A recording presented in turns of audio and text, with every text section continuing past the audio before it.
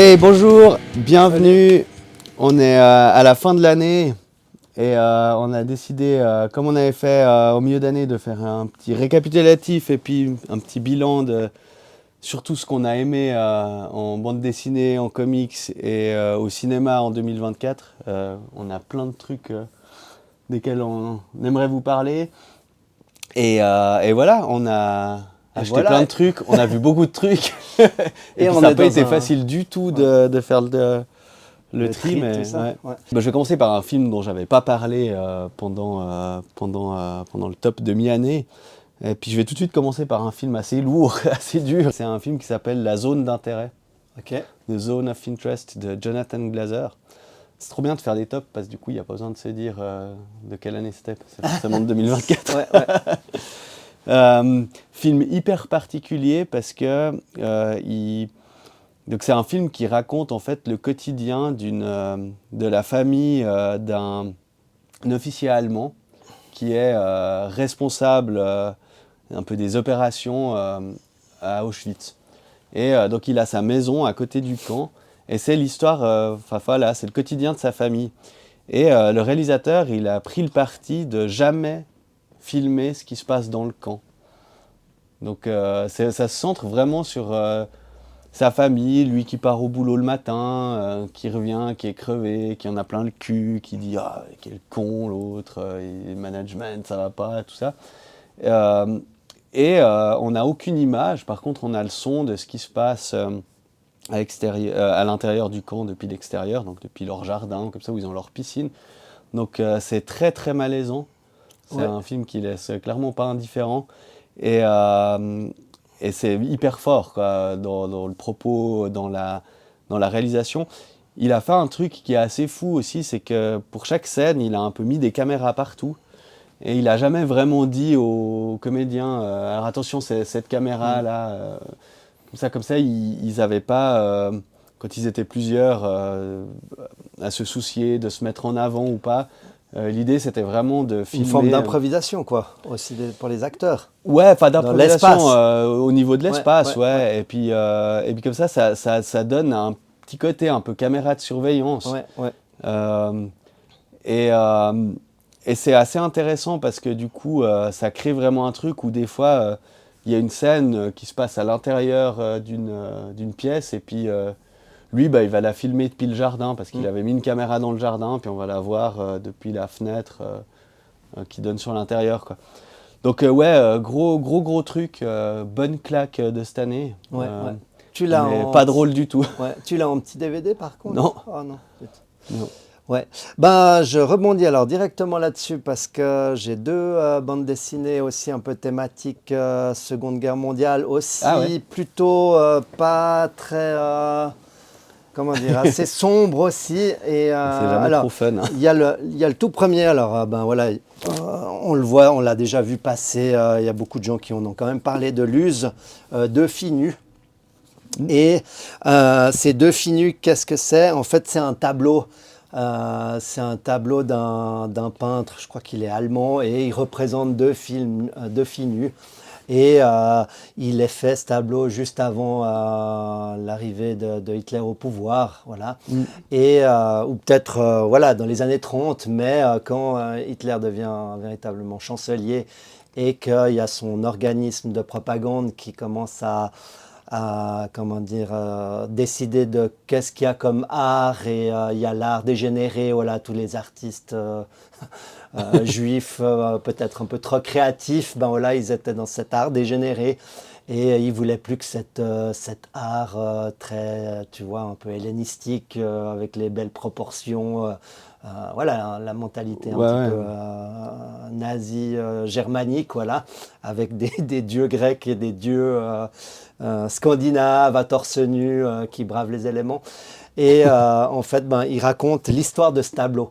Donc, on voit toujours, c'est toujours filmé, on voit les gens qui regardent ce tableau.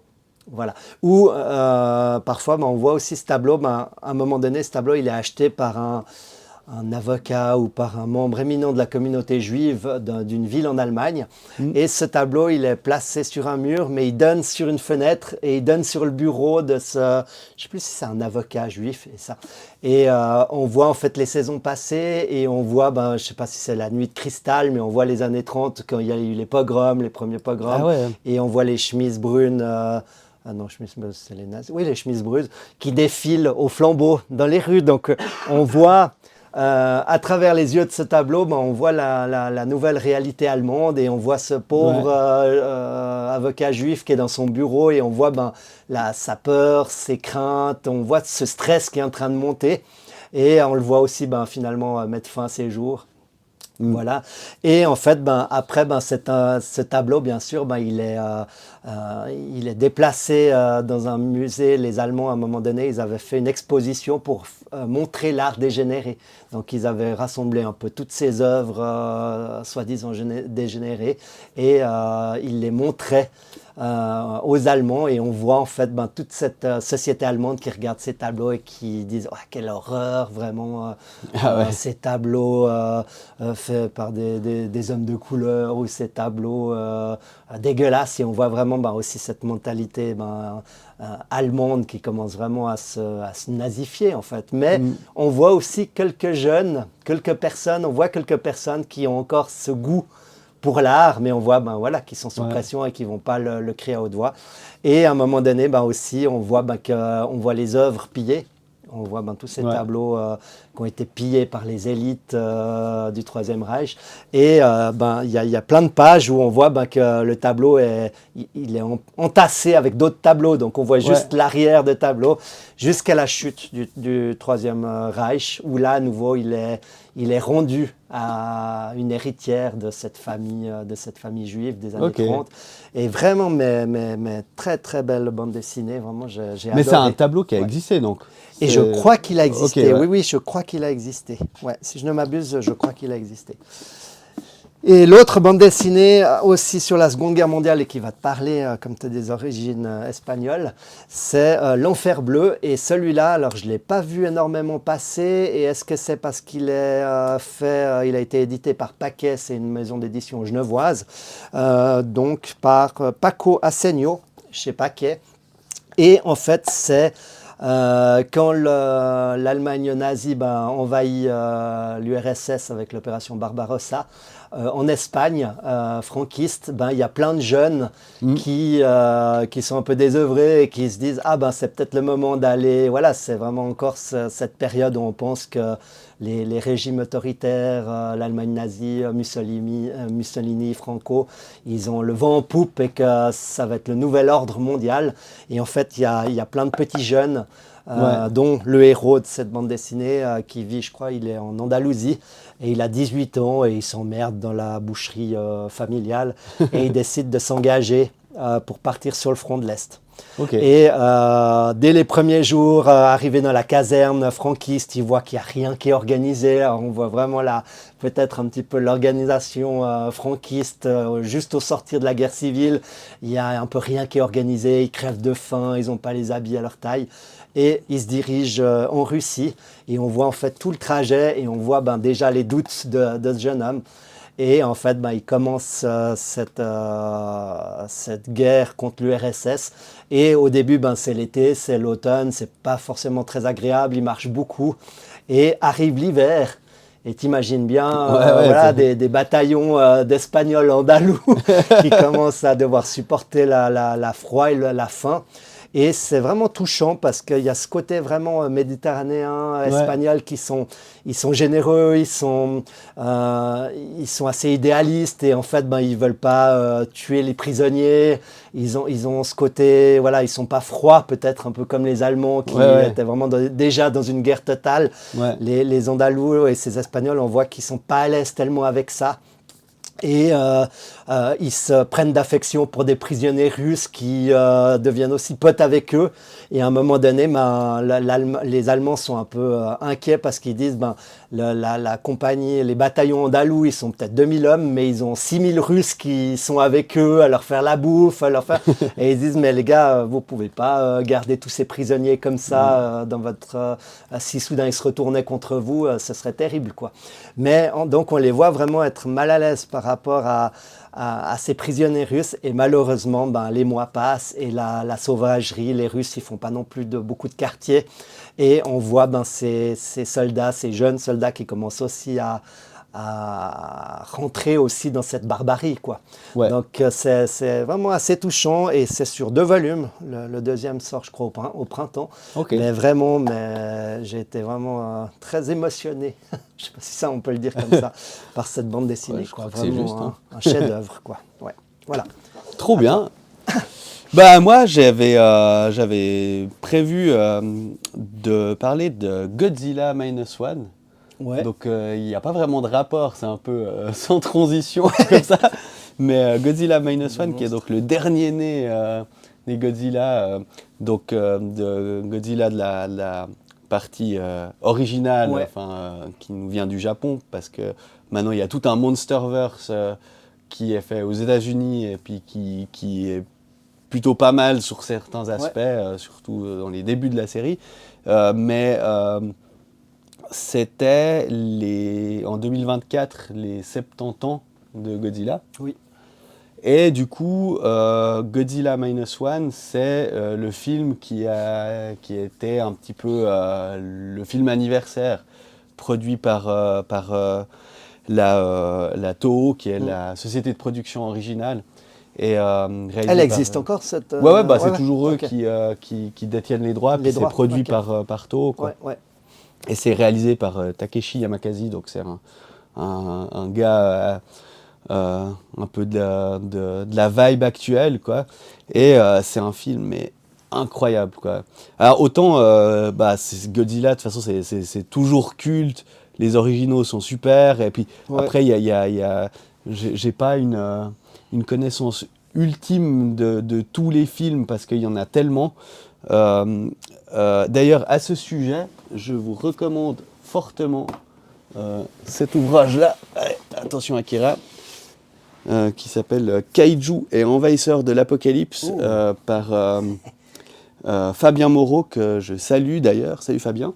Fabien, c'est le mec qui connaît Godzilla sur le bout des doigts, le spécialiste francophone ou bien mais du monde, je peux voir, monde. Ouais. C'est le Kaiju Master ultime, Fabien. Et donc ce livre qui retrace un peu tout ce qui touche au Kaiju dès le début jusqu'à maintenant. Donc c'est très bien, et je crois qu'ils repriment une 3e édition, mais peut-être qu'il n'y en a déjà plus, j'en sais rien. Enfin bref. Voilà, mais donc pour en revenir à Godzilla Minus One, c'est un film qui est incroyable, tout comme l'était Shin Godzilla, qui est sorti il y a quelques années. On en a parlé dans notre tout premier épisode sur les créatures sous-marines.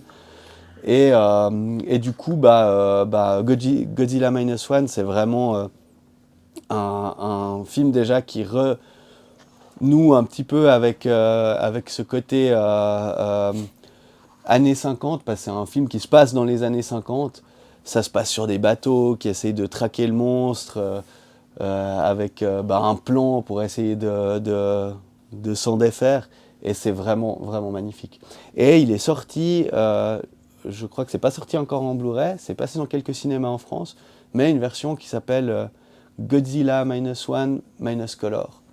Où il est en noir et blanc et a priori ça a l'air vraiment super. Je regardais la table des matières en t'écoutant parce que je voulais voir si il avait parlé, tu sais, je t'en avais parlé une fois de ce monstre nord-coréens. Là, les Ouais, Nord-Coréens bah, s'étaient amusés à c'est créer leur... certainement dedans. Ouais, ils s'étaient amusés à créer leur Ouais. propre monstre qui se battait contre le Grand Capital, si je ne m'abuse. Mais voilà, mais ouais, ça me donne trop envie. Je vais prendre la référence. C'est un livre qui est extrêmement dense, donc Ouais, il y a beaucoup ouais. de choses à À ce lire. propos, sur Godzilla, je sais pas si tu savais qu'il était sorti chez Urban Comics. Là, ils ont sorti un DC versus le Monsterverse de Godzilla et compagnie. Ouais. Et il avait la monstre hype, c'était je crois aussi il y a 6 mois. Il y avait eu la monstre hype, mais après j'ai eu des retours où que c'était pas terrible, voilà. Superman et la Justice League qui se battent contre les kaiju. Ouais. Mais après, j'ai été tellement agréablement surpris par l'Energon Universe. Là, c'est aussi le nouveau truc qui est sorti cette année, que peut-être je devrais quand même jeter un coup d'œil à ce Superman contre les kaiju. À fond. Ouais. Voilà, donc dans les monstres, non, là, j'ai pas grand-chose comme Tu ça. n'as pas fait du Non, monstre cette non. année? Non, j'ai pas trop de monstres comme ça. Et parce qu'évidemment, on n'a pas fait de script pour savoir qui parlait de quoi Ouais, quand. Hein. ouais. On y Mais va on est complètement tellement, à la fraîche. Hein. Mais peut-être celui-là qui vient de sortir et je pense qu'il te plairait, qu'on pourrait peut-être associer. Les navigateurs de Lehman. Alors moi je suis vraiment nul pour, surtout je m'en fous un peu de chercher mais c'est Lehman. Ce bon vieux Lehman. Des Caneva. Non mais Lehman il a fait des BD extraordinaires, dont la Brigade Chimérique, si je ne m'abuse. Ah ok, ouais. Donc voilà, c'est pour ça que je l'aime beaucoup. Ils viennent de sortir donc les navigateurs et c'est vraiment l'histoire de deux. Je vais essayer d'être assez rapide, on a tellement d'œuvres. Mais c'est trois potes, 3 trentenaires, quarantenaires, qui vivaient dans la même rue, qui étaient des gros geeks, qui faisaient du jeu de rôle, blablabla. Et à l'adolescence, il y a une charmante jeune femme qui a rejoint la rue, qui a emménagé dans cette rue où ils étaient. Et elle a commencé à traîner avec cette équipe. Et après, les études, l'âge avançant, chacun part dans ses projets. Et ils perdent de vue cette jeune femme, cette jeune fille. Et les 3 amis sont restés par contre potes. Et un beau jour, ils apprennent que cette jeune fille est devenue entre-temps une jeune femme et qu'elle revient dans la maison de ses parents. Et il y a une forme d'excitation quand même à la revoir parce que c'était déjà la jeune fille, l'ado très plaisante et ils étaient tous un petit peu amourachés de cette jeune fille et de savoir qu'elle revient. Donc il y a une forme d'excitation à la retrouver. Et malheureusement, ça ne dure pas très longtemps parce que un beau jour, la jeune femme les invite et leur montre qu'elle a enlevé le papier peint dans la maison familiale et qu'elle voit une œuvre qui était masquée par le papier peint. Et elle ressemble un petit peu à ça. Moi, ça me fait un peu penser à un peu iconographie, un peu franc-maçonne, ces trucs un peu, comment dire, très géométriques des années 30, un peu cryptique. Ouais. Et vraiment, comment dire, la scénographie, c'est très comics, très noir. Ouais, il y a un aspect aussi assez comics, machin. Et donc le dessin est vraiment très agréable et ces sculptures et ces trucs scénographiques sont vraiment très très belles. Et en fait, elle découvre cette peinture et à un moment donné, la peinture elle avale cette jeune femme. Et là, on rentre dans un truc un petit peu de fantaisie où cette jeune femme est kidnappée par l'araignée qu'il y avait sur cette tenture, voilà. Et en fait, ces trois garçons, ils vont essayer de trouver le moyen de la délivrer. Et en fait, il y a des sortes de portails pour et comment dire, ces œuvres sur les murs sont des sortes de portails et il y a un moyen en fait de rentrer dans cet univers un petit peu malaisant et ils vont essayer d'aller sauver cette jeune femme. Et vraiment aussi très très sympa, ouais, vraiment entre réalité un peu polar, entre réalité et fantaisie et c'est vraiment très très très très bien. Voilà. Bon, bah, je vais enchaîner avec le gros film surprise de l'année qui Ouais. a pris tout le monde un petit peu de court, c'est The Substance, Ok. qui est donc un film franco-américain réalisé par Coralie Farja. Donc elle est française et qui est réalisé dans un contexte américain. C'est censé se passer à Los Angeles, enfin ça se passe à Los Angeles, mais ça a tout été tourné dans le sud de la France. Et déjà ça, bah, c'est une petite prouesse parce qu'avec des petits trucs faciles, genre des plans qu'on connaît tous, genre filmer un palmier comme ça, et ben on se dit ah ouais, on est à Los Angeles, alors que pas du tout, c'est dans le sud de la France. Et avec Demi Moore qui fait un peu son comeback. Ok. Et c'est une œuvre assez singulière de body horror qui parle un petit peu bah, des standards de beauté, du regard masculin sur les femmes, dans l'industrie de la mode, du showbiz et tout ça, et qui explique ça, enfin qui s'étend un peu là-dessus en allant assez loin dans son propos. Et alors, bah, évidemment, visuellement, c'est incroyable.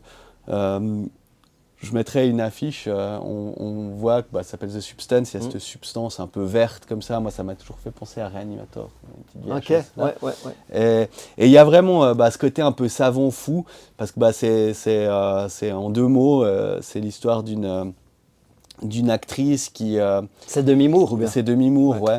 Qui sent bien qu'elle est un petit peu sur le déclin, mais de par en fait ses producteurs qui en fait lui font gentiment comprendre que ah, bah oui, t'es vieille, machin et tout ça.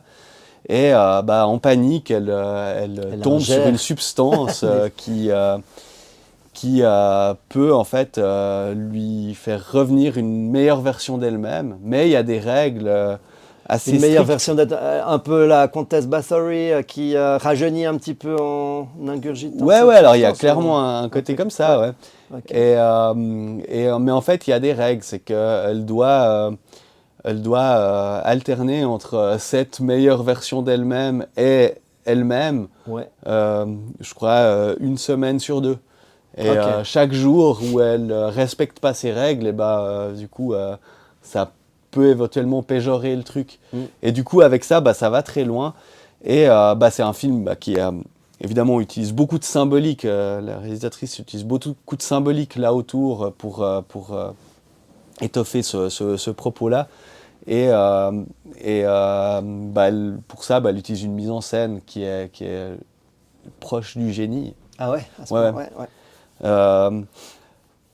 Et en même temps, le film, il n'a pas de subtilité, quoi. C'est vraiment ouais, subtilité de camionneur, quoi. Pff, comme ça. Ouais. Mais bah, c'est un film qui pose plein de questions, qui fait réfléchir sur plein de trucs dans cette industrie-là, par rapport à tous ces sujets-là, et qui est mis en œuvre de manière absolument incroyable, et qui a, comme je disais en intro, bah, qui a surpris tout le monde, parce que elle a fait quelques films avant qui étaient super, mais qui n'avaient pas fait autant de bruit. Ouais. Et là, le comeback de Demi Moore, tout ça, bah, c'est vraiment un truc, ouais. Comment elle a réussi à la recruter sur ce projet? Bon, je sais pas, après, bon, le film qu'elle a fait avant, Revenge, avait quand même bien fonctionné, donc c'est... Puis après, c'est aussi, c'est un rôle un peu où Demi Moore, on l'a pas vu beaucoup ces dernières années, c'est aussi un truc où ça colle bien, quoi. Ouais. Donc ouais, très très bien The Substance. Ouais. Ça me fait vraiment penser à... Je pourrais te prêter, quand tu auras fini Les Liens du Son, un manga alors, mais qui est sorti il y a quelques années de ça, c'était Kazane, la voleuse de visage, un truc comme ça. Et c'est une jeune fille qui est vraiment hideuse, selon les canons standards. Et elle se voit offrir par sa maman qui est une mannequin et qui a cartonné lorsqu'elle était jeune. Elle lui offre un rouge à lèvres. Et en fait, dès le moment où elle met ce rouge à lèvres et qu'elle embrasse, par exemple, une très belle femme, elle va pouvoir prendre la beauté Elle va ouais. véritablement voler le Vampiriser visage comme ça. de la personne qu'elle embrasse. Et voilà, Ah, ça me fait un excellent, peu ouais. penser à ça. Et en fait, c'est un manga donc pas trop long, je crois, 11 tomes.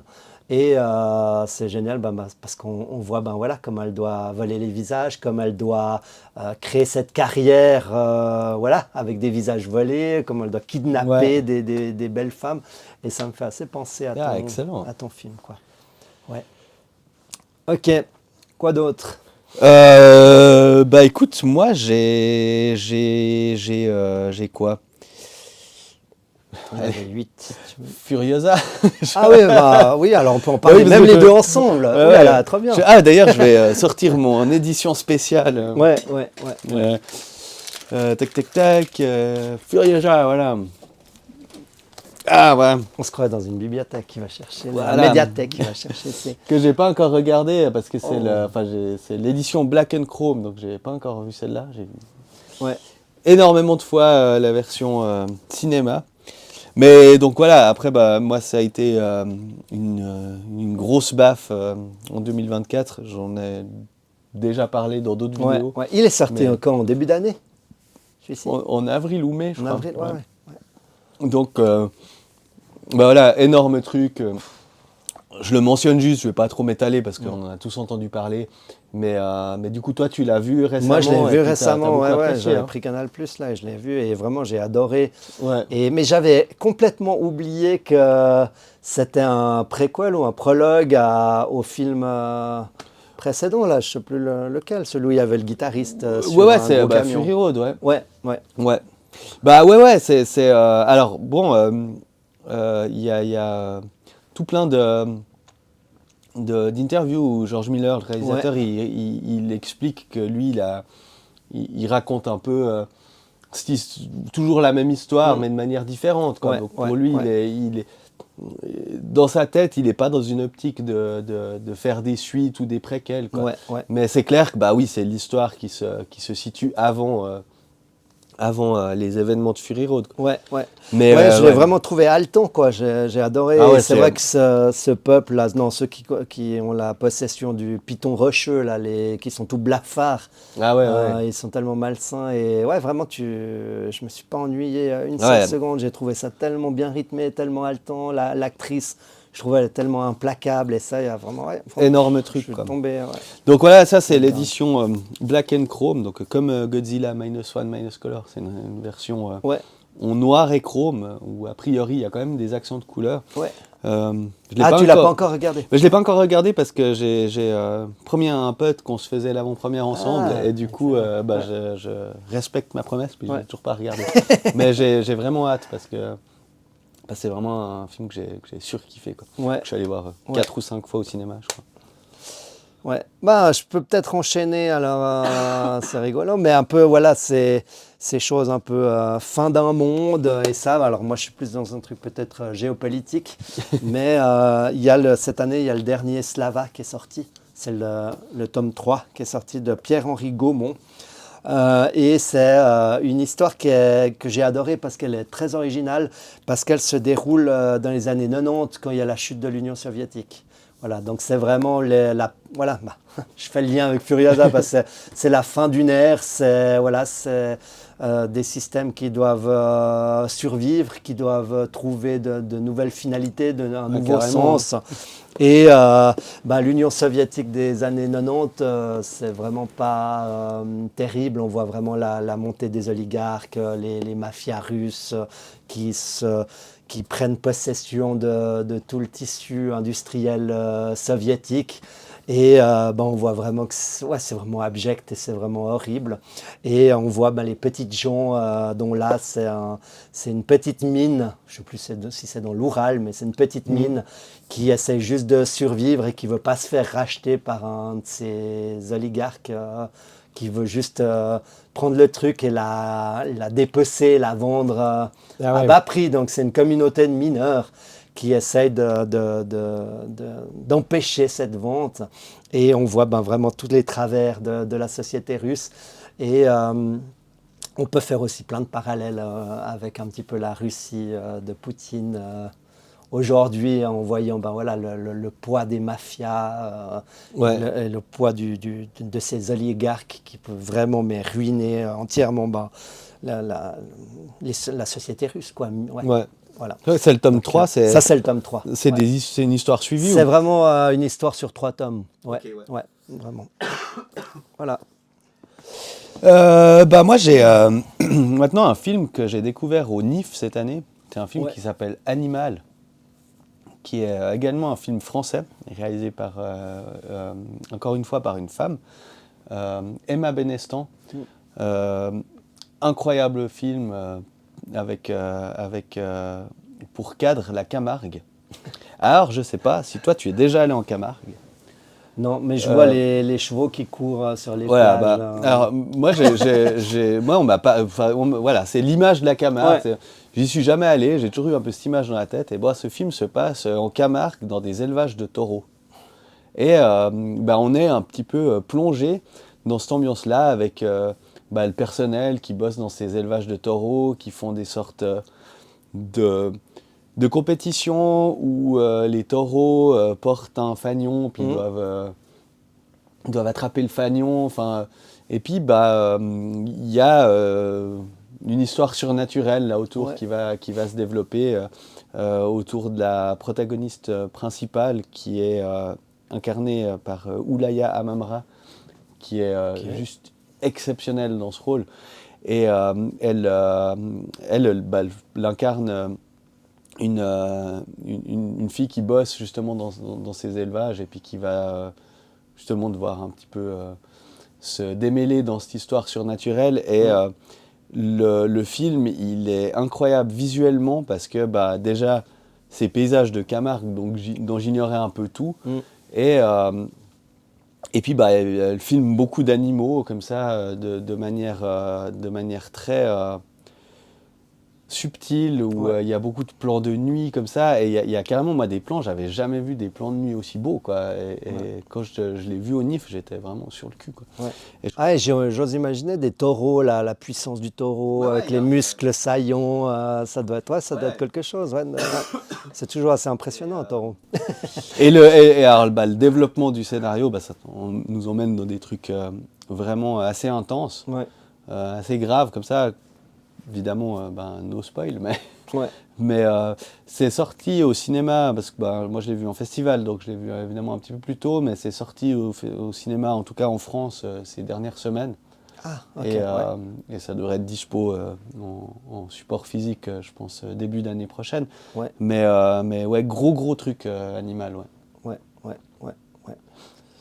Et moi j'aime bien les films où c'est pas des monstres, mais des animaux, mais dont on n'a pas, c'est pas forcément le requin ou le dinosaure ou machin, ou c'est un peu d'autres trucs. Il y avait un film australien, c'est un petit parallèle, mais que j'adorais, Razorback, avec un énorme sanglier. Ouais, moi ça me parle, alors c'est pas du tout en lien avec la BD, c'est de l'anecdote personnelle, mais je me rappelle une fois en Suisse, on a des combats de rennes là. Donc c'est quoi? C'est les vaches d'airain, de la vallée du Val d'Airain. Et chaque année, c'est très folklorique. Ils font combattre des rennes, des grosses vaches, quoi. Voilà. Et il y a tous les touristes et tous les gens qui tu peux vraiment aller voir ces trucs. Et il n'y a pas énormément d'enclos, donc vraiment les rennes et les vaches, soudain, elles peuvent se barrer. Et il y en a une que je me rappelle qui m'était arrivée dessus. Et déjà, alors c'est pas des taureaux, mais je trouvais déjà assez impressionnant. Donc j'arrive très bien à imaginer un film où tu mets en valeur un monstre taureau avec ses cornes, quoi. Non, enfin, le rendu est vraiment impressionnant à ce niveau-là. Yes. Ok. Pour rebondir là-dessus, qu'est-ce qu'on aurait sur la Camargue? En tout cas, moi j'ai rien lu de Camargue cette année. Non, putain, j'ai pas de bande dessinée sur la Camargue. J'ai les 6 là, mais on en avait parlé déjà en juin et ils sont déjà vus et revus. Ils sont déjà dans les tops de la plupart des gens. Ils sont hyper bien classés sur Sens Critique. Donc je ne vais pas en revenir, mais peut-être juste un petit mot sur La Route, et comme ça, on peut en parler ensemble parce que tu connais aussi. Donc, tiré du livre de McCarthy. Après, ils en avaient sorti le film avec Viggo Mortensen. Non, Ouais, lui, c'est ça, ouais. le gars du Seigneur des Anneaux. Ouais. Ouais. Je sais pas ce que toi, t'en avais pensé du film. Alors écoute, en toute honnêteté, c'est un film que j'ai vu à sa sortie, je l'ai jamais revu depuis. Ouais. Comme ça, j'arrive pas, il m'a pas laissé un souvenir impérissable, Ouais. ni même un souvenir dégueulasse, quoi. Mais je me rappelle que c'était super déprimant. Enfin, Oui. mais bon, ça c'est Ouais. l'histoire plus que Ouais. le film. Ouais. Mais j'ai pas un souvenir très net Voilà, du film. ok. Ben, moi, c'est exactement la même chose. Je crois que j'avais vu le film et après, je l'avais trouvé un peu creux et un peu Ouais. vide. Voilà, il ne se passait pas grand-chose sur cette route. Et je me suis dit, je vais lire le roman pour voir si... voilà, parce que souvent, Ouais. dans les livres, on a un petit peu plus de background, de richesse. Ouais, Et, tout à fait. j'en attendais vraiment beaucoup. Et j'ai lu le roman et j'ai été monstre déçu aussi Ouais. parce que je trouvais qu'il se passait pas grand-chose. Le roman, il est vraiment tout petit, quoi. Il est vraiment Moi, pas c'est une épais. écriture assez particulière, McCarthy. Hein. J'ai jamais lu. Hein, Alors, je me rappelle plus des figures de style, Ouais. mais j'avais trouvé vraiment plat. Et c'est pour ça que j'avais un peu traîné les pieds quand j'avais vu que Larsenet sortait la route, parce que je me suis dit, j'avais trouvé très léger autant le livre que le film, et je me suis dit, est-ce que je vais vraiment aller dans la bande dessinée, parce qu'on a quand même rarement des réussites d'auteurs de BD qui reprennent un film ou un livre. C'est rarement réussi. Et je me suis quand même laissé tenter parce que j'adore le trait de Larsenet et j'ai adoré. J'ai adoré cette BD. Et je me suis dit, si vous voulez une des œuvres, faut aller dans la bande dessinée parce qu'il y a tout le génie de Larsenet. Prends la BD, tu peux feuilleter. Je sais pas si tu avais un peu regardé. Ouais, j'avais regardé. Puis c'est une DVD quand je vais dans les librairies. Chaque fois que je tombe dessus, je l'ouvre. Chaque fois, je me dis, faudra quand même que je la lise. Il y a une version limitée, je crois un peu plus grande encore, qui est magnifique. Si jamais. Mais voilà, c'est vraiment le trait de Larsenet. Et il arrive chaque fois à amener, en fait, il y a vraiment la personnalité de Larsenet qui sointe là-dedans. Et voilà, les difficultés et la vision de la vie de Larsenet. Ouais. Et vraiment, c'est incommensurable. C'est magnifique. Un jour. Ouais. Yes. Ensuite de ça, j'hésite. Allez, Alien Romulus. Alors voilà, Alien Romulus. Alors tout le monde n'a pas été d'accord, et puis voilà. Moi, je suis complètement d'accord. Enfin, sinon, il serait pas là. C'est un film qui a divisé autant les fanboys que les newcomers. Ouais. Moi, je me définis dans rien du tout, j'en ai rien à foutre. Je trouve juste que c'est vraiment trop bien. À chaque fois que je l'ai vu, parce que oui, j'ai vu plusieurs fois, je pensais recevoir mon Blu-ray aujourd'hui, mais peut-être dans la boîte aux lettres, mais je l'ai pas reçu, a priori. Et enfin voilà, moi j'ai eu chaque fois beaucoup de plaisir. Je trouve que c'est vraiment bien. On a beaucoup critiqué le film parce qu'on a l'impression que ça remâche un peu les 4 premiers Aliens et on les recompacte en un film pour en fait satisfaire le fan. Alors, il y a complètement de ça et puis il faut l'assumer. Et moi j'ai l'impression que c'est assumé.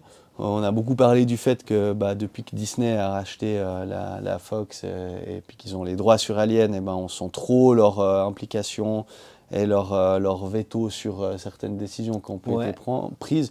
Mais voilà, moi c'est des considérations que j'ai pas envie d'avoir toujours, quoi. Moi voilà, c'est un film que je trouve dont je trouve qu'il a tout à fait sa place dans l'univers d'Alien, que j'ai plaisir à voir dans la continuité. Ouais. Il se situe entre le premier et le deuxième d'ailleurs. Et voilà, moi je pense que c'est une proposition. Et il y a quelqu'un qui disait dans un podcast, je me rappelle plus où.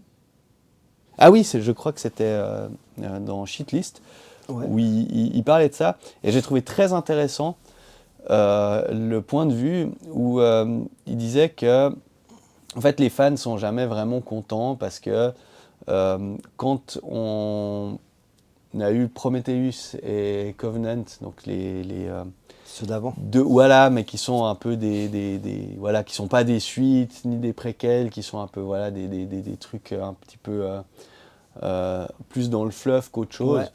Mais bah, effectivement, qui proposait des trucs radicalement différents par rapport à ce qu'on connaît de la série Alien, bah, les gens n'étaient pas contents parce que c'était trop différent, blablabla.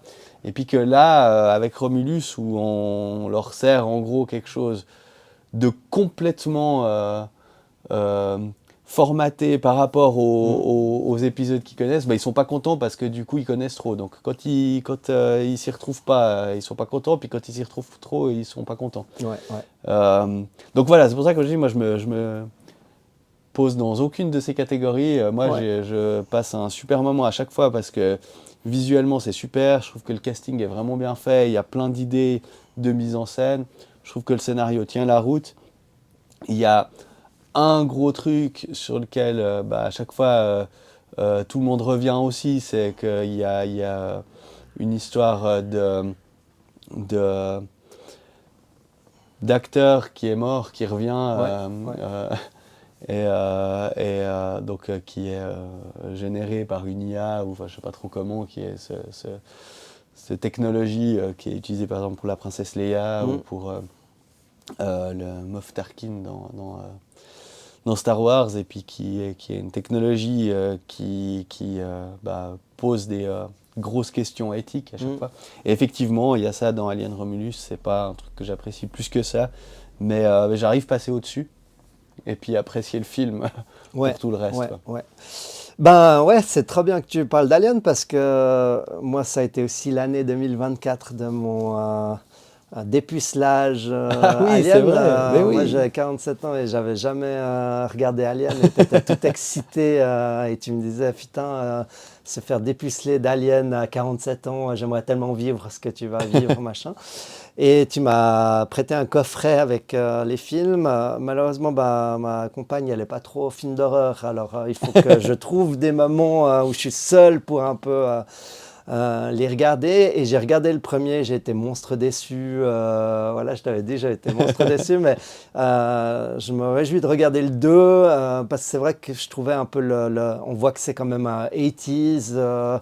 Et je trouvais un peu passé le scénario, je ne l'avais pas trouvé terrible. Et alors, il faut savoir que, vous le savez, je travaille dans le social et j'ai plein de bénéficiaires qui adorent Alien et toi-même aussi. Tout le monde me chie dessus, me dit t'es un connard, ouais. Ah ouais. Vous comprenez rien à Alien, ça va pas, voilà. Mais voilà, je vais m'accrocher, je vais essayer de regarder ce 2 qui paraît quand même a l'air aussi super. Et le Romulus, peut-être aussi de le regarder parce que j'aimerais bien voir un petit peu ce que ça donne en 2024, peut-être avec Ouais. les nouvelles Bon, technologies. tous les aliens sont extrêmement différents les uns des autres, Ouais, ouais, ouais. donc je pense que c'est une bonne chose de persévérer. Je peux Ouais. que Et t'encourager. c'est ça que j'ai envie de faire parce que c'est vrai que, indépendamment alors du scénario du film qui m'avait vraiment laissé un peu de marbre, j'ai vraiment développé une passion pour les xénomorphes et Ouais. vraiment alors par contre le monstre d'Alien, ça m'a vraiment captivé et peut-être aussi un autre défi. Là, je suis beaucoup en train de réfléchir parce que c'est vrai que comme on fait comment dire, cette coopération dans le cadre de notre chaîne YouTube, c'est vrai que quand tu arrives avec des univers que tu adores, j'essaie toujours de transférer ça dans la bande dessinée, le comics, et j'aurais trop envie qu'on fasse un épisode sur un peu ces extraterrestres qui ne pensent qu'à nous tuer, quoi. Ah ouais. Et j'essaie vraiment de trouver un petit peu des œuvres. Je trouve pas encore énormément de choses qui me plaisent, mais j'avais vu, c'était vraiment pile en même temps, La Cave du Mills, Nel Durion, ils avaient Ouais. discuté entre eux. Je t'avais envoyé, tu te rappelles, Ouais.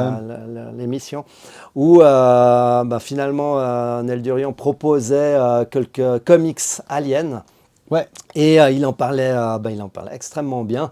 Et j'ai acheté les trois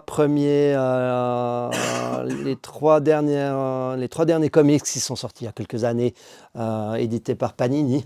Mm. Et il disait que c'était une super entrée en matière. Et le premier, j'ai adoré le premier. Et dès le deuxième et le troisième, pourtant, il y a des super trucs, mais j'ai trouvé que voilà, que ça c'était un peu, que ça s'essoufflait à nouveau. Ouais. Mais j'adorais la proposition, voilà, cet univers alien et des aliens qui popent à travers la galaxie et qui Ah viennent ouais, ouais. boulotter des gens et massacrer des gens et les mettre dans des œufs. Voilà, générer des œufs dans des êtres humains, ça je trouvais vraiment très très cool. Et j'ai pris les 2 dernières intégrales, ils ont fait 4 intégrales, 4 omnibus d'Alien. Ouais. Et les 2 premiers omnibus, je trouvais que le dessin était peut-être trop 80s. Donc je ne me suis pas lancé, mais j'ai vu que les 2 derniers avaient un dessin peut-être un peu plus 90s et 2000. Ouais. Et je me suis dit, je vais essayer de creuser parce que voilà, l'univers, j'adore. Et c'est vrai que ces aliens qui sont quand même des créatures tellement, supérieures à l'être humain. Et je pense que c'est vraiment ça qui fait le sel de cette franchise, c'est que on est vraiment, l'être humain est face à une créature qui est au-dessus d'elle dans la chaîne alimentaire. Et c'est vrai que ça, c'est une proposition que je trouve hyper originale. Ouais. Et je pense que c'est ça qu'on adore parce qu'on sait qu'on ne fait pas le poids face à ces aliens. Et Ouais, enfin, dès le départ, enfin, en tout cas, le canon de base Ouais. des films aliens, on comprend tout de suite que ça va pas être facile de se débarrasser ne serait-ce que d'une créature. Ouais, Après, je te laisse la c'est surprise de Ouais. comment ça se passe dans les autres, mais Ouais, c'est quand même ouais. assez souvent assez clair que ça va être très très compliqué. Ouais, ouais. Et c'est une proposition qui est chouette. Et l'année prochaine, en 2025, je vais essayer de m'y lancer. Il y a Ava qui sort. Donc Panini qui va sortir Ava et c'est Aliens versus Avengers. Donc voilà, donc des crossovers à la con, hein, mais moi je suis quand même assez friand de ces bêtises et j'ai quand même assez envie de voir voilà, comment Captain America et Iron Man vont bastonner de l'alien et j'aimerais bien un petit peu comme Marvel Zombie, j'aimerais bien que ces super-héros soient un petit peu mis en difficulté et sérieusement mis en difficulté par les aliens. Ouais. C'est un petit peu mon espoir, quoi. Voilà.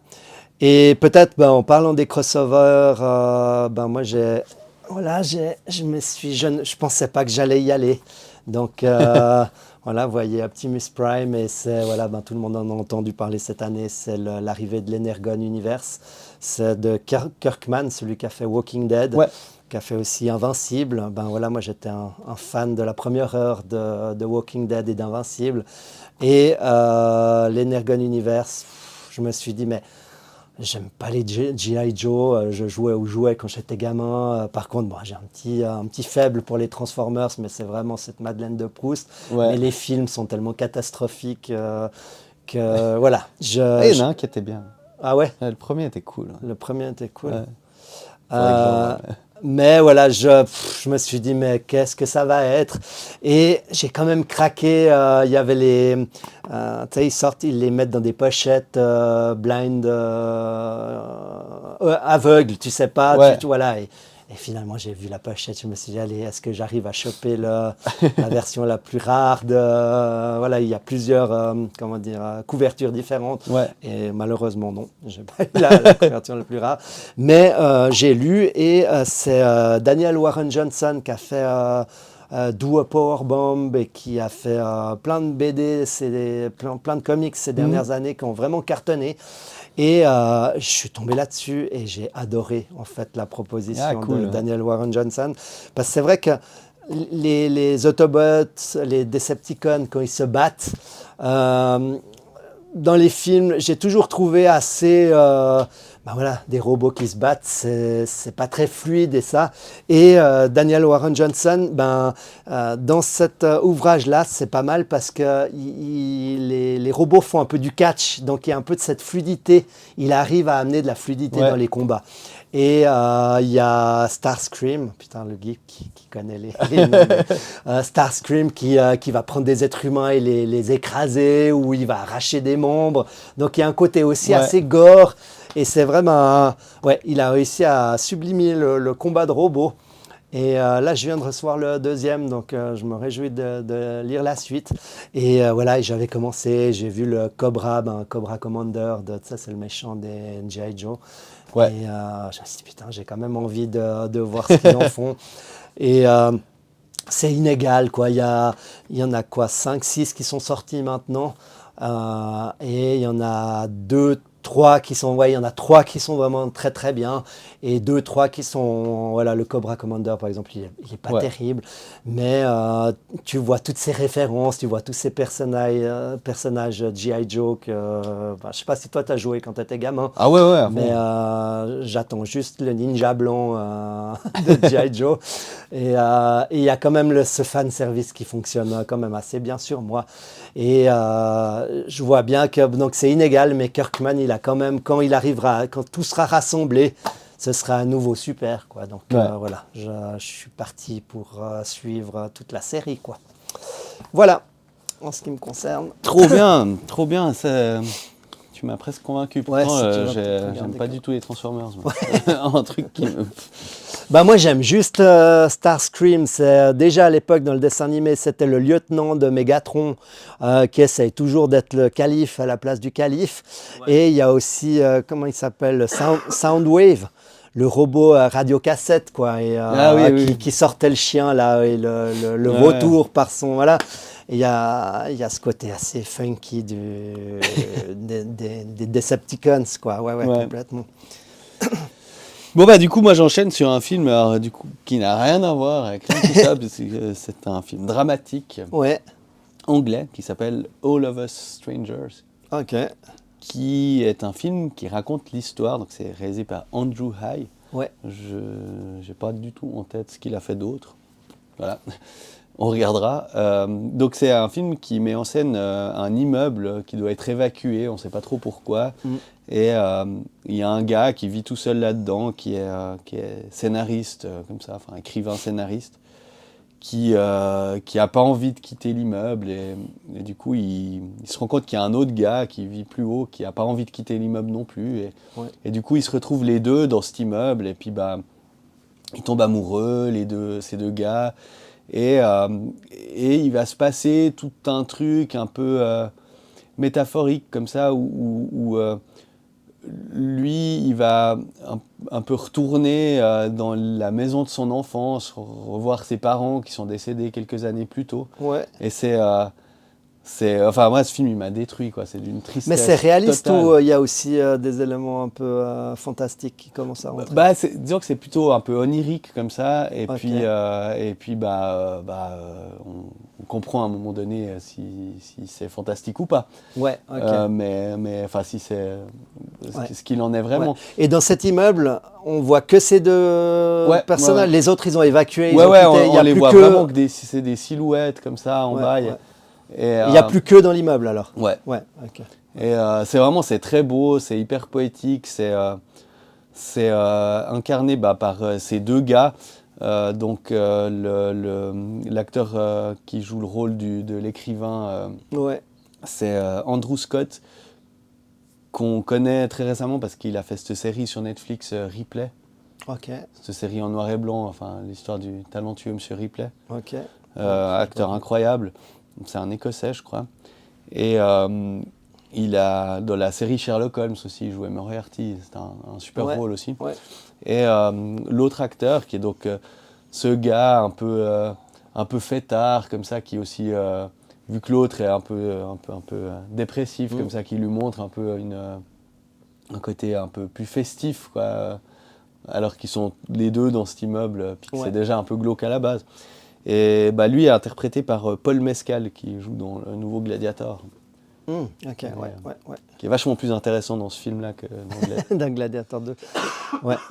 Et il y a dans cet immeuble aussi un peu, tu sais, on a aussi ce projet de peut-être faire un jour, ben voilà, on aime les deux, les cités obscures, on aime bien ces histoires d'espaces liminaux, machin. Ouais. Est-ce qu'il y a aussi un rapport un peu à l'architecture de ce bâtiment? Non, pas du tout. Non, Là, c'est on n'a pas vraiment, quelque chose. vraiment pas du tout. Ok. Mais ouais, très, très belle œuvre. Ouais. Ouais. Et un peu, alors tu dis un peu depressed, alors un peu. Ah, mais moi, le film, il tristoun, m'a vraiment détruit. Hein. C'est vraiment très, c'est très, très triste. Ouais. Mais bien. très beau, très Ouais. poétique. C'est magnifique, magnifique. Ouais. Il y a quand même plus ou moins un ordre de préférence dans les films que j'ai mis. Donc là, c'est l'avant-dernier film pour moi. Donc, Ah ouais. Ben, peut-être alors pour le très triste, rester dans ce très triste, j'ai vraiment adoré le dernier Riyad Sattouf. Donc il avait sorti, c'est quoi, 6 romans graphiques BD sur son parcours de vie à l'auteur, donc Riyad Sattouf, qui était, moi je trouvais magnifique et qui était, comment dire, très touchant. Voilà, c'est un garçon, ce Riyad Sattouf, dessinateur, qui a une mère bretonne et un père syrien, et tiraillé en fait entre les désirs des deux parents, le père qui aimerait que toute la famille aille vivre en Syrie et la mère qui fait cet effort-là, mais au bout d'un moment elle en a marre un petit peu de la Syrie sous Hafez el-Assad, en plus, sous la dictature syrienne. Et elle revient en France, et c'est assez un peu la vie, c'est un peu ses déchirements et ces choses. Mais c'était pas aussi triste que ce premier volume de Mouafadi, le frère volé. Et donc il a fini les 6 volumes de sa propre vie, et là en fait il commence un nouveau cycle avec la vie de son petit frère. Et en fait, c'est l'histoire, en fait, le papa syrien va kidnapper, en gros, il va kidnapper le petit frère alors qu'il a juste 2 ans. Je crois qu'il a 2 ans quand il est... Et il l'embarque en Syrie avec lui, en fait. Okay. Ah, donc c'est autobiographique, en fait. Oui. Non, c'est pas autobiographique parce que c'est Sattouf qui parle de son petit frère. Il a fini le cycle avec lui. Et là, il parle de son petit frère qui leur a été volé à sa mère et lui et son autre frère. Et en fait, il n'a pas vu son frère pendant, je crois, une petite vingtaine d'années. Il n'a pas vu le petit frère pendant une vingtaine d'années. Et le père a pris le bébé et il est parti en Syrie. Et ce garçon, ce bébé, va faire sa vie. Et en 2020, c'est en 2011 ou en 2012, je ne sais plus quand il y a la révolution syrienne, le petit frère qui est devenu jeune adulte, il appelle la famille en France et il dit il faut nous aider à sortir de Syrie. Et c'est là qu'en fait il va y avoir ce rassemblement familial. Mais il retrouve un adulte. Voilà, il a quitté un bébé et il retrouve un adulte. Et moi, j'ai trouvé ça poignant. J'ai chialé un nombre incalculable de fois parce que c'est peut-être parce que j'ai les bébés en bas âge. Mais j'imagine ce bébé de 2-3 ans et il raconte en fait tous ses premiers souvenirs. Et en fait, quand il arrive à l'aéroport, le père, il lui offre une Game Boy, il lui offre une Game Boy, et il lui ment en fait tout le long du trajet. Et en fait, dans ce premier volume, ce bébé arrête pas de demander sa mère, en fait. Il arrête pas de demander sa mère. Et le père fait que lui mentir, et ce gamin, il est dans une autre culture, il ne sait pas l'arabe, il doit rentrer à l'école maternelle, et c'est vraiment un déchirement, quoi. Et il y a juste ce côté un peu chou, c'est que la famille du papa, la famille syrienne, on voit quand même que les femmes, elles sont pas très à l'aise avec ça. Et heureusement, elles prennent un peu elles jouent un peu ce côté maternel, quoi. Heureusement qu'il y a un peu toutes les tantes. Et on voit que le père, il se fait un petit peu quand même insulter, engueuler. Mais voilà, après, il y a aussi les différences de culture et elles ne vont pas s'opposer au choix du papa. Mais vraiment encore plus poignant que les 6 autres volumes, quoi. Parce que Riyad Sattouf, lui, il n'a pas vécu ce kidnapping lui-même, quoi. Donc, Ouais. lui, il a pu rester quand même un peu dans un cadre un peu sécure. Mais ce bébé, ouais, je me réjouis de voir la suite, quoi. Voilà, Ok. dans les choses tristes. Et comment on termine, donc? Alors, bah, moi, j'ai mon film absolument favori de 2024. Ouais, C'est un film hongkongais Oui. qui s'appelle Twilight of the Warriors World In. Un titre un peu obscur. Mais je ne sais pas si tu as entendu parler de cette cité qu'il y avait à Hong Kong dans les années 8, enfin jusque dans les années 80. où il y a la plus grande densité humaine, là. Voilà, Ouais. Ouais. Kowloon City. Donc, bah, c'est un film qui met en scène une histoire qui se passe dans cette ville Ouais. où c'est un type qui a pas de papier. Je sais pas s'il vient de Macao ou d'où il arrive, mais il débarque à Hong Kong et puis bah, il est poursuivi par des gangs et des histoires pas possibles. Et puis bah, du coup, il va se planquer dans cette ville et du coup, le film a pour cadre cette ville. Ouais. Et donc c'est un film qui a été réalisé en 2024 ou 2023, enfin bref, Ouais. contemporain, mais qui est tourné dans des décors qui reprennent des endroits clés de la ville. Ah, Et c'est donc, pas du coup- dans, ça n'a pas été réalisé en Chine populaire. Non, c'est vraiment Hong Kong et Ok. c'est réalisé par un réalisateur. Oui, non, mais à Hong Kong. À Hong Kong, ouais. C'est réalisé, c'est quand même, c'est pas le film de Los Angeles qui est filmé dans le sud de la France. Ah non, Non, pas là du c'est tout. vraiment Ouais, ouais. filmé à Hong Kong. Oui, Ouais. oui, là, Ah, c'est réalisé donc, par Soi Chiang, qui est un réalisateur de Macao, mais Ouais. qui travaille pour Hong Kong. ok. Il a toute une ribambelle d'acteurs de légende de ce genre de cinéma. Moi, je suis très très fan du cinéma d'Hong Kong. Des Ouais, années je crois que tu as 80. des livres d'ailleurs aussi. Ouais, j'ai 1000 trucs sur Ben ouais, le ouais. cinéma d'Hong Kong. Ouais, c'est vraiment. Donc, c'est bon, un bel hommage, tout ça et tout. Ouais. Mais là, alors.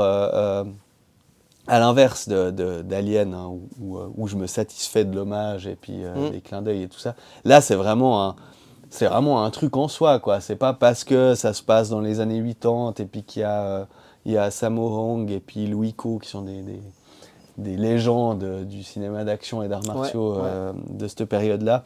Bah, c'est pas parce qu'il y a tout ça que c'est plaisant. Alors c'est certes plaisant, mais c'est parce qu'il y a vraiment un truc. Il exploite cette ville qui est complètement ces environnements hyper Hyper étriqués étroit, étriqué. et il l'utilise pour tourner des scènes incroyables et le film nous emmène dans des trucs pas possibles, quoi, où il y a peut-être un peu de fantastique à un moment.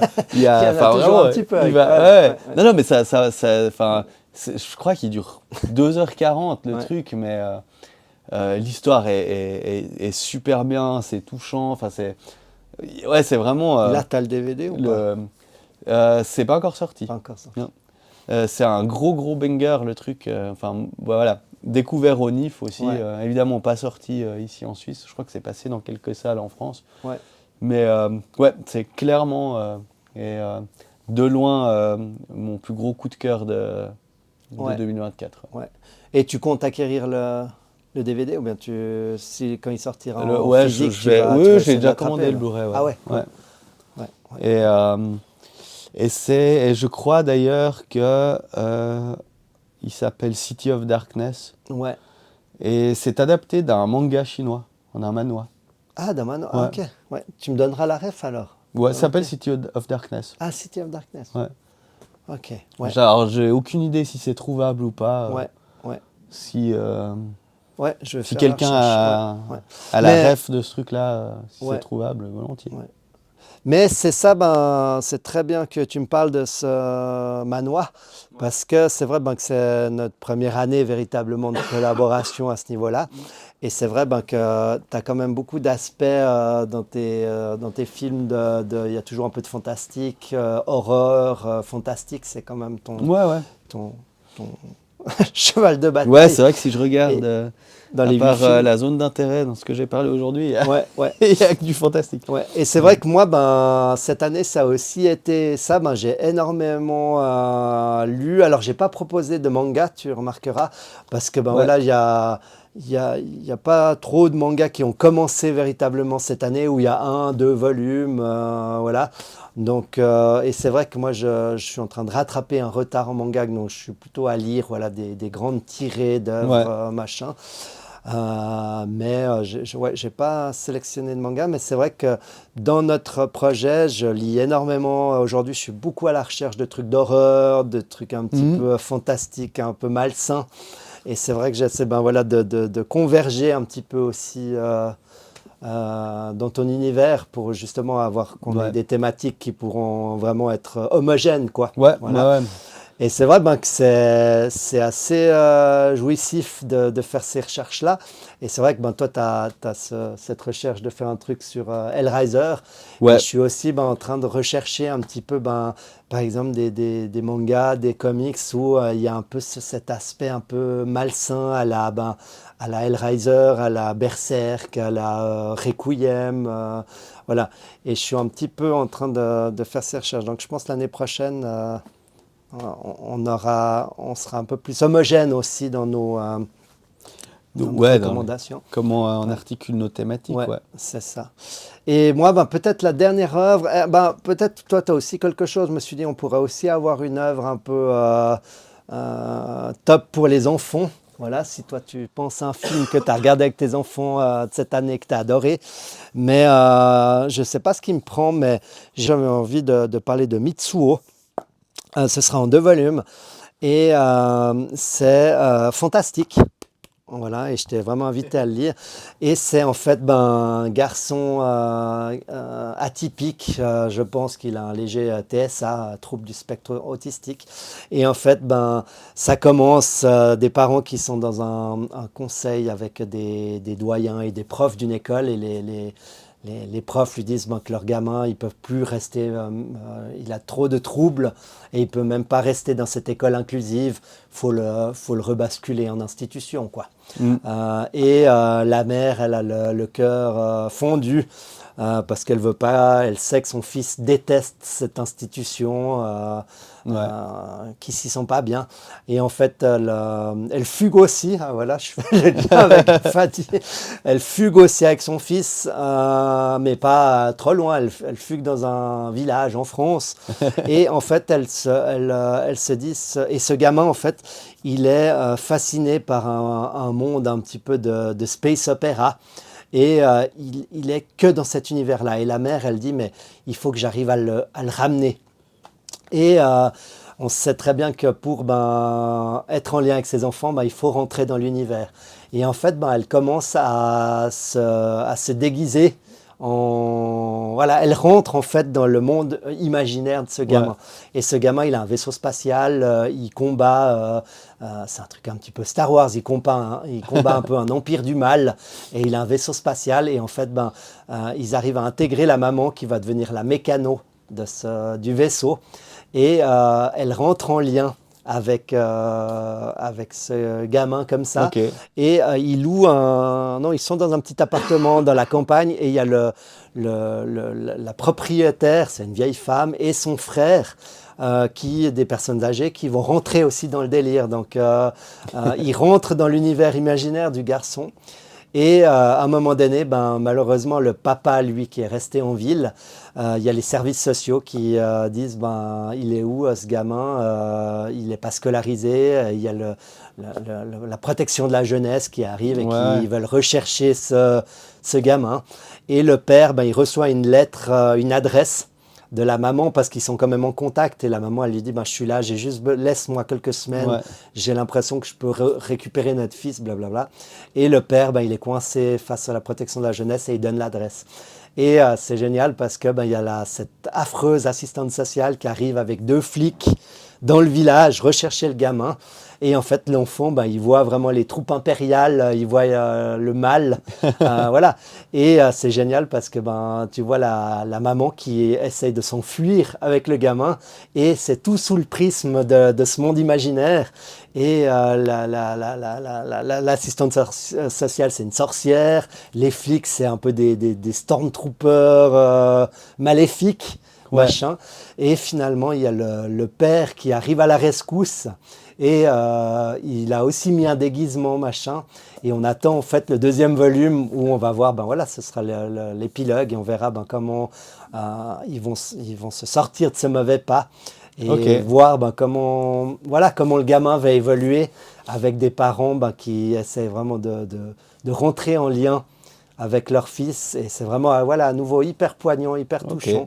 Et je pense vraiment que pour un papa, et pour ton épouse aussi, pour des parents, c'est vraiment des très belles bandes dessinées, quoi. Donc, voilà, en ce qui concerne.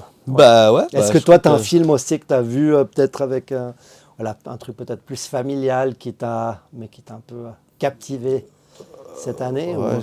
J'ai rien préparé. T'as rien préparé. J'ai rien en tête. Oui, The Fall Guy. The Fall Guy.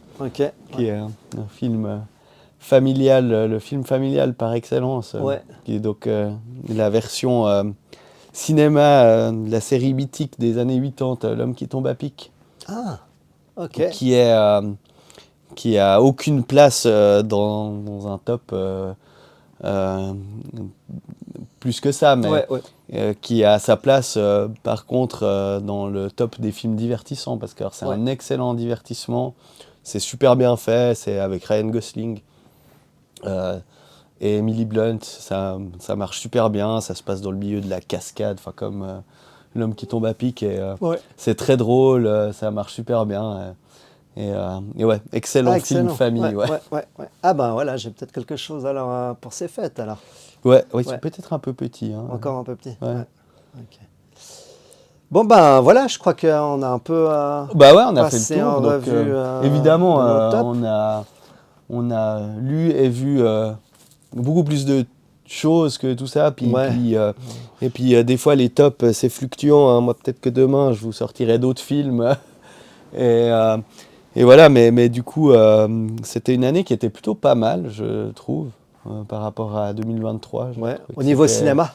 J'étais satisfait. Ça m'a, je trouve que l'année a vraiment apporté son lot de bonnes surprises, et puis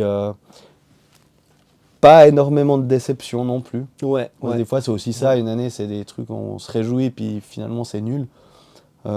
Quelques trucs qui était décevant ça et là, mais non, c'était une année cool. Alors en BD, c'est, je crois, rapporté un peu par tous les gens qui aiment la BD. C'est une année assez exceptionnelle. Il y a vraiment énormément de titres qui sont sortis de qualité. Après, moi, hormis, donc ça, c'est vraiment des bandes dessinées qui sont, qui ont beaucoup été citées. Là, il y a un peu tous les tops qui sortent.